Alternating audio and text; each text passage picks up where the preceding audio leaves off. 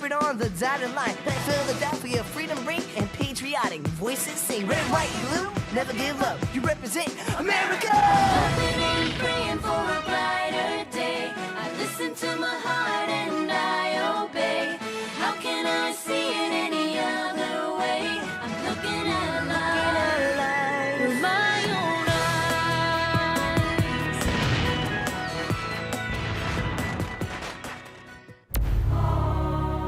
Here are some exciting scenes from today's episode of Liberty's Kids. Tories! They're going through the mail. Then we must fix the mail system. If we can't trust the post, how are we to freely express ourselves? This load of mail contains several important dispatches to General Washington. They must not fall into British hands.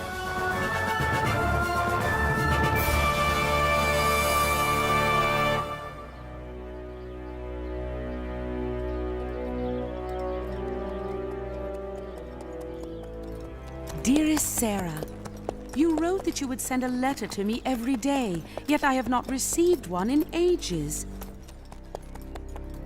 I pray that you are well. I have not heard from your father either, but I know mail service to the Ohio frontier is non-existent. Now here is the message I most urgently wish you to receive. Please remain in Philadelphia. Now that war has broken out, that is the best way to ensure that our family will one day be happily and healthily reunited. Although I am comforted that your care is in the sure hands of Dr. Franklin. I do hope dearly to hear from you soon. Your loving mother.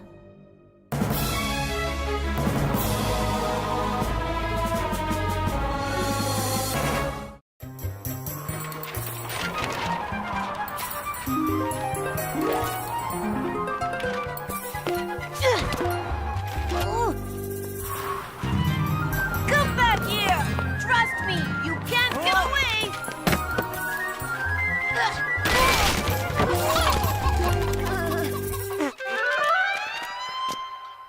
Whoever said no news is good news wasn't in the newspaper game. There must be something you could write about. Maybe, but we haven't heard from any of our correspondents in 2 weeks. Look what I found in the streets! Litter?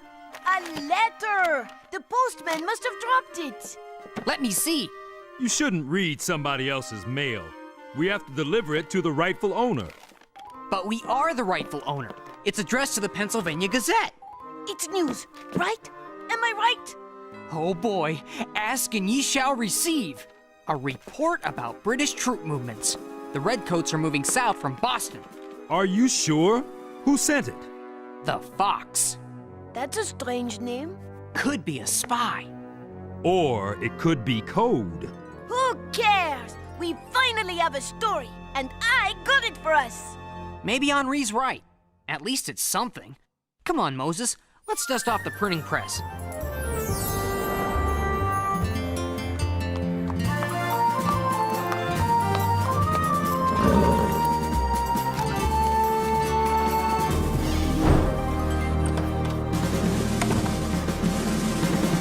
I'm looking for a Sarah Phillips. We've got a Sarah Phillips. Is she here? I'm carrying a letter for her. Henri, go get Sarah. Who do you think I am? Your assistant? Yes. I'll get Sarah. You're a captain? Captain Hodges, at your service. And you're carrying the mail? I'm on my way to rejoin General Washington's troops in Boston. I was entrusted with this letter during my trip to Fort Pittsburgh. I bet that's from Sarah's father. We have news, Captain.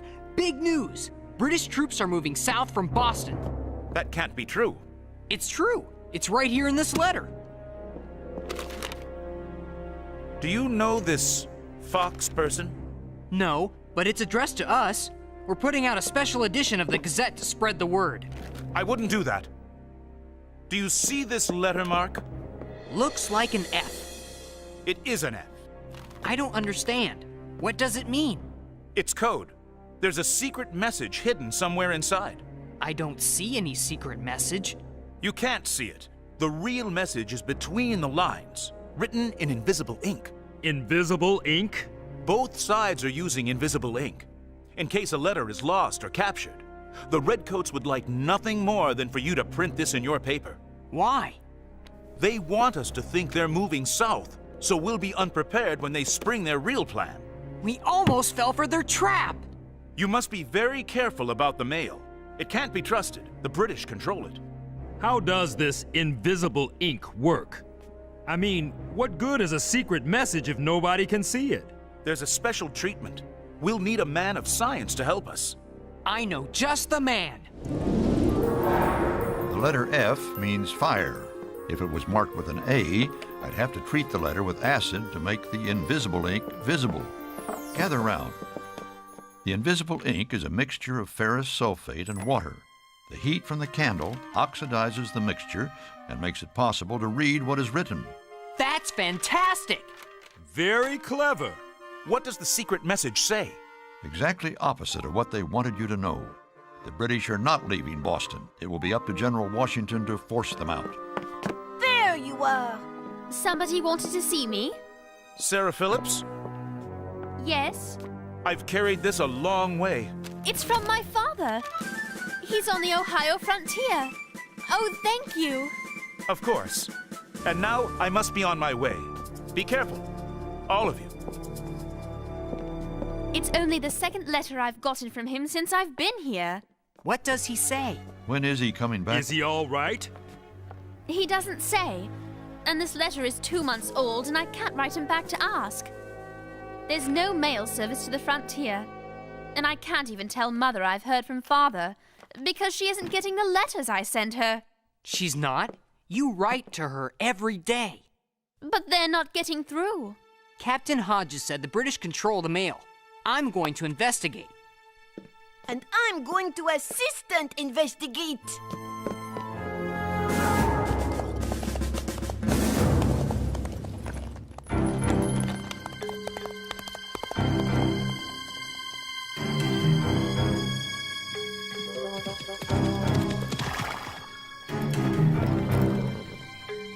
Tories!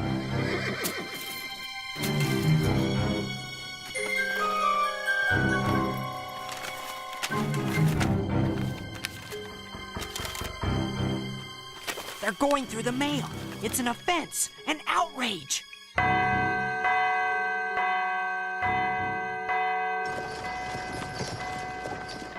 Ben, someone went through my mail.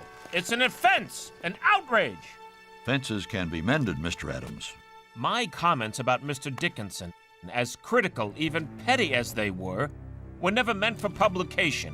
Whoever stole my letter printed it to humiliate me and drive a wedge between Massachusetts and Pennsylvania. Here comes Mr. Dickinson now. Perhaps you can make peace with him. Mr. Dickinson, may I have a word with you, please? He's as stubborn as I am. Can you blame him, John? You called him a piddling genius. Yes, in a private letter. Ben, we must fix the mail system. If we can't trust the post, how are we to freely express ourselves? The publication of my letter hurt our cause and aired a division in our ranks just when it's most important for us to show unity of purpose.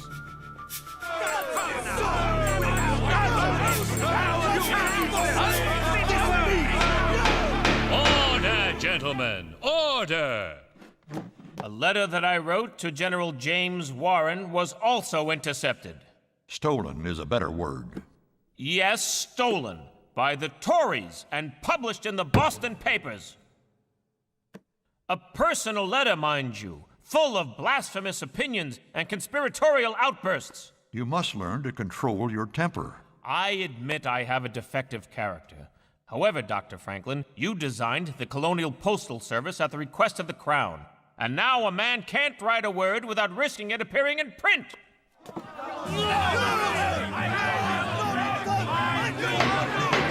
Order, gentlemen, order! Dr. Franklin, since you are the father of modern postal practices, I move you be appointed head of a committee to devise a new colonial postal service, independent of the British Crown. In the meantime, we mustn't use the royal postal system, unless you would be comfortable with King George himself reading what you've written. In the meantime, we have to find a way to get this load of mail through to New York. We can't spare another soldier. I'll take it. That's very brave of you, James, but it could be dangerous. I'll be careful. You'll have to be more than careful. Count on me, sir. I'm going to have to do just that. This load of mail contains several important dispatches to General Washington. They must not fall into British hands. I'm going too. It's not safe. But you're carrying a letter to my mother with news of father.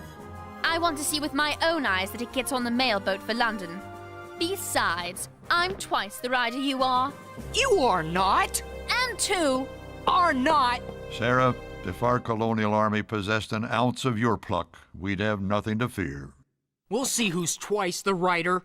I want you both to follow Route 1, the postal road connecting Philadelphia to New York, which I established 20 years ago as Royal Postmaster General. I set up a series of milestones that will lead you to New York. The milestones are placed at regular intervals all the way to Boston. My postal system was a model of efficiency, but that was before our current troubles.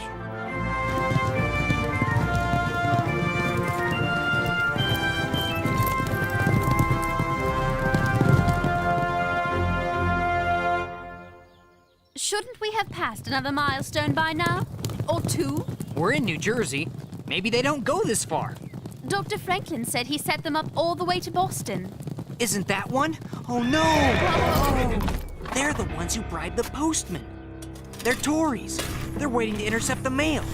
What are we going to do?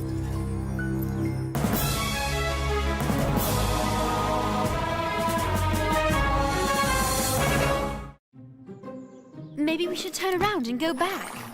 Then the mail won't get through. General Washington won't get his dispatches. Maybe they'll let us through. But there's a British soldier with them. British soldiers are not monsters, you know. That's because you're British. May I remind you, you're also British? Okay, have it your way. Why don't you go ahead? I have to water my horse. I'll meet you at the blockade. Hurry. Whoa! Now, why would a pretty young lass such as yourself be out riding alone? Thank you, sir. You are most kind. I am not riding alone. My friend James is watering his horse. He'll be along. And what is the nature of the business that takes you to New York? Well, you see... Ah, here he comes. Whoa! Now that he's here, may we pass? I'd still like to know the nature of your business. We're visiting a sick friend. Sarah got a letter that was weeks old saying that a dear friend of ours may perish soon. We only hope we're not too late. Oh, well, in that case, please move along. We won't detain you further. Thank you, kind sir. Your servant, milady. That was a shameless taradiddle you told them about our perishing friend. I know. It was wrong. The truth would have done just as well. I was afraid to take the chance. James, you haven't got the mailbag. You think we would have made it through if I did? But where is it? Where they won't find it. James, what have you done with the mail? We'll sneak back for it when the sun goes down. You are shameless. Do you want your letter to get through or not?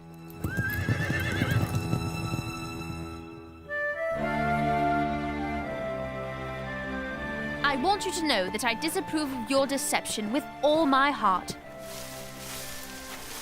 What if we get caught? Now that we've lied, the consequences will be harsher, I'm sure. But you saw when we rode back through. They're gone now. Did you hear something? Sarah, quit worrying. We're almost there. Something you forgot to tell us. Run, Sarah!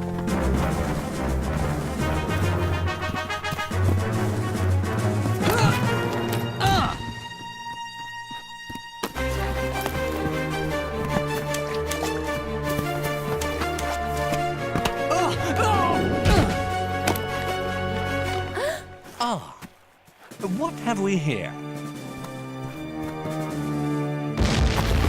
So, you've led your friends here!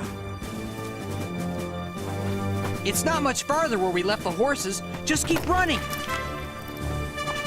I told you this would be trouble. Oh, we can't make it. We've got to. Keep on them! They've got a load of mail!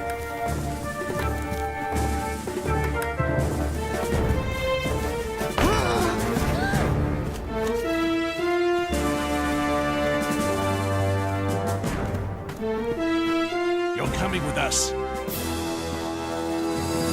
By what right are you detaining us? Like she said, by what right? By what right are you carrying the mail? You don't look like Royal Postal employees. I'm sure you stole the mail from those men. I don't care if you did, so you might as well admit it. They probably stole it themselves.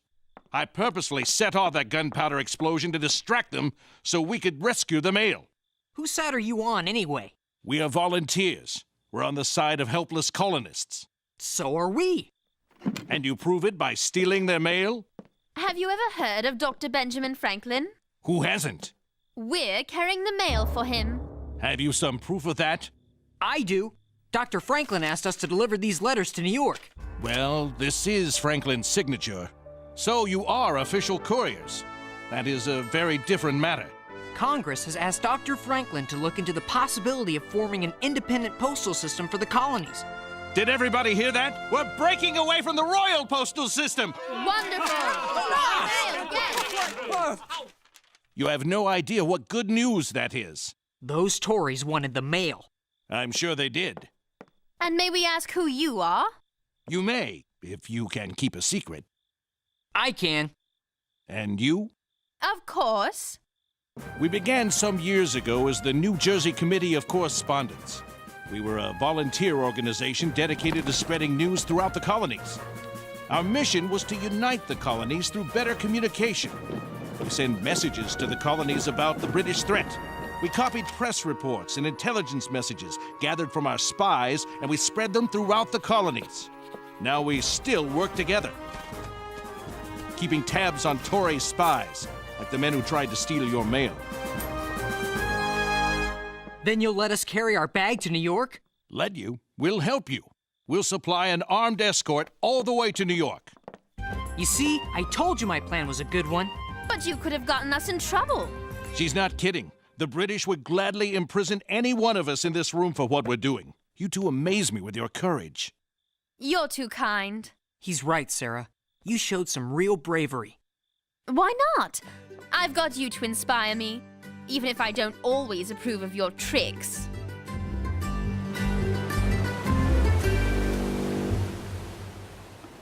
All the Committee of Correspondence wants to do is spread the truth.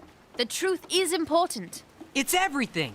But if the truth they are spreading leads to treason and actions against the crown... It's still truth, and they should be allowed to spread it. Well, I don't approve of the way you lied. We wouldn't have gotten this far. I believe in truth, not lies. Look, we're almost to New York because of my lie. We were almost stopped because of your lie. We're almost to New York because of the New Jersey Committee of Correspondence. So you do approve of what they're doing? I suppose I do, in spite of myself. We'll make a patriot out of you yet. I already am a patriot. At least in New York, we'll be back among subjects still loyal to the king. They're not all loyalists. We've brought the mail all the way from Philadelphia! Yay! This entire mailbag has been unseen by British eyes. Why are we stopping off in this tavern to brag about our exploits? This is the end of the line, Sarah. The mail is distributed here. The volunteer mail carriers divide up the letters at the bar according to destination points and fan out to the different parts of town to deliver them. What about my letter to my mother? It's going to London, not a part of New York. One of the volunteers takes the overseas letters to the harbor and puts them on the first ship headed across the Atlantic. So we've done it? Yes! My mother will get her letter? She will, Sarah. You can count on it. James, I'm so happy I could kiss you. Sarah, please. I've suffered enough at the hands of the British.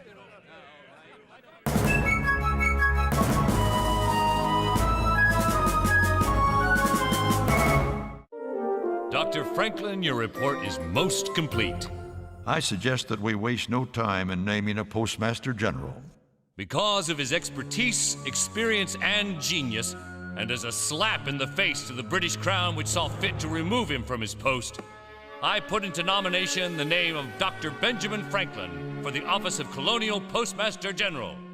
All in favor? Aye! All opposed? it's unanimous.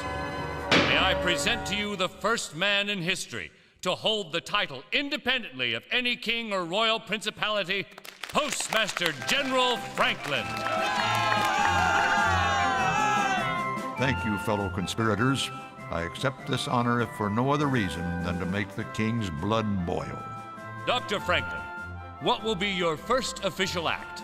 To establish a line of posts from Falmouth in New England to Savannah in Georgia, and to employ a fleet of trustworthy, incorruptible men.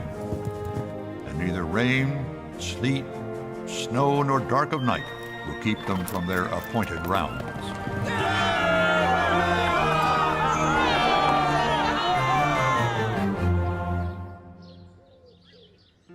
27 July 1775. Dearest Mother, I have read your last letter 30 times, which is one time for each day I waited for it. I am so relieved that you received my letter about Father. I am relieved that you received any letter from me at all. Thanks to James and Dr. Franklin, I have a new appreciation of the importance of the postal service and of communication in general. How can the colonists hope to survive these difficult times without communication? Even if I don't agree with all of their stated aims, I do so admire the work that Dr. Franklin has done and continues to do in an effort to make this gigantic world a little smaller, so that, even if we are separated by geography, we may all be united in understanding. Franklin, named Postmaster General of new independent colonial postal service.